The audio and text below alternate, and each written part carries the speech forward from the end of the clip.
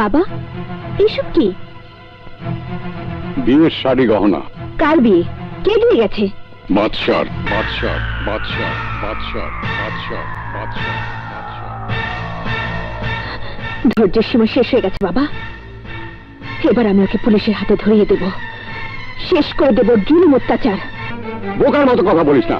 আজ পর্যন্ত পুলিশ ওকে গ্রেপ্তার করতে পারেনি, পারার মতো কোনো সাক্ষী প্রমাণও রাখেনি। তোর সাথে যা করছে আইনের কাছে এটা সম্পূর্ণ তোদের দুজনের ব্যক্তিগত সমস্যা, যা সমাধান তোর নিজেকে করতে হবে। কি করব, কিভাবে করব? ও আমার জীবনের একটা অভিশাপ, আর পুলিশ ভাবছে সে অভিশপ্ত জীবনের জন্য আমি দায়ী। কথাটা মিথ্যে নয়। চুপ করো। আমি চুপ থাকলেও ও থাকবে না। ও এগুলো দিয়ে বলে গেছে আগামী শুক্রবার তোর সাথে ওর বিয়ে হবে। বিয়ে?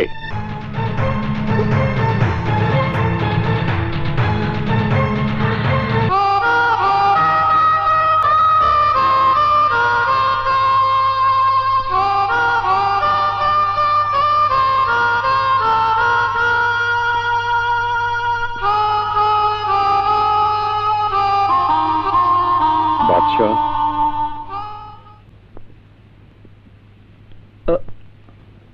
আপনি? ইমুনাকে তোমার বউ করার ওয়াদা আমি বরখেলাপ করেছি, তাই তুমি আমাকে ক্ষমা করে দিও। না, আপনি আমাকে ক্ষমা করবেন। আমি প্রেমের জন্য স্বার্থপর হয়ে আপনার সাথে চরম বেয়াদবি করেছি।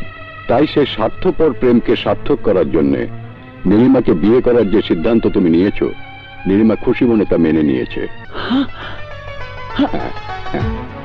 শুনেছিস? শুনেছিস তোরা? আমার নীলিমা আমাকে বিয়ে করতে রাজি হয়েছে।